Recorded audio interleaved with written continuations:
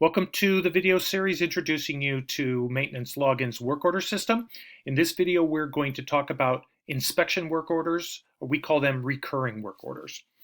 So recurring work order is basically just something that does just what it says. It recurs, it shows up every once in a while, and it's something that you do on a regular basis. Typically, preventative maintenance falls into this category.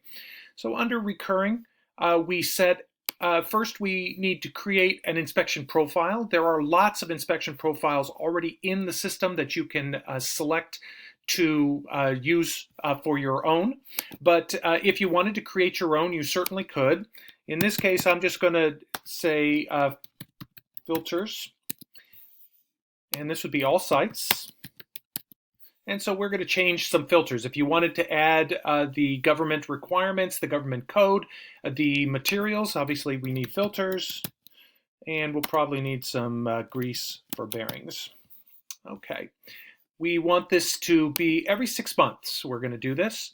So we're going to change the frequency to monthly and then change this to every 6 months. If you want, for scheduling purposes, you can add the duration it should take. Here's all our properties. We're going to select all. You can select them one at a time if you want. Now we also have a couple of non-site categories here. So we're going to take those out. You can set the priority. So it's going to come out. This is going to be a high priority. If you want, you could set the worker. In this case, we're not going to do that. But we are going to set the purpose to be preventative maintenance. So we're going to save the profile. Now we're going to add tasks. So we move to add task, and basically we're just asking people, giving them one step at a time, what we want them to do. Now we can add, where appropriate, the governmental code or description on why we're doing it, chapter and verse. We're going to, okay, so this is going to be replace filters.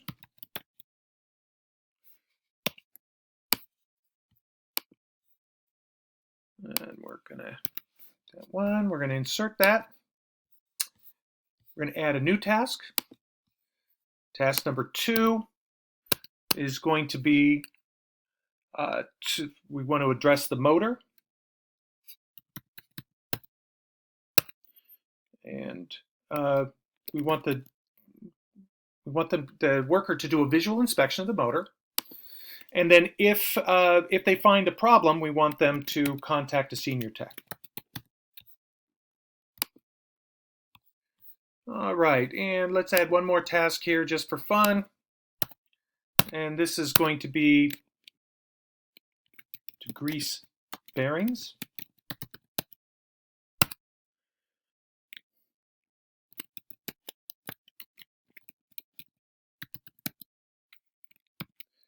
And obviously we want our worker to answer, yes, they did indeed grease those bearings. Okay, so this is our very simple inspection details. So this work order is going to print out with these 3 steps, and the workers are going to do them. Once we've created the work order, we then move over to recurring, and we're going to schedule the work order. So we find our work order there. There it is. Here's our properties, already has filtered that. So we're going to put the start and end date.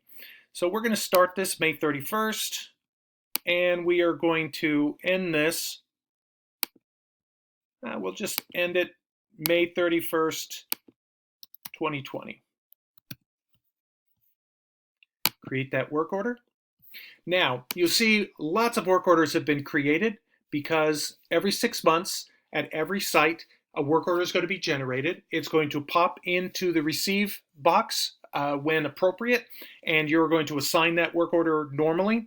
This way you're going to hit all your inspections, and you will not forget.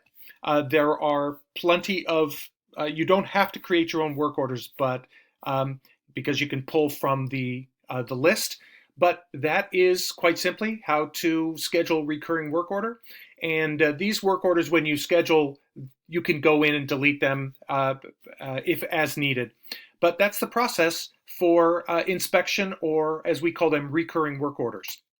And this is a good way to capture work that your department is doing that typically you don't get credit for.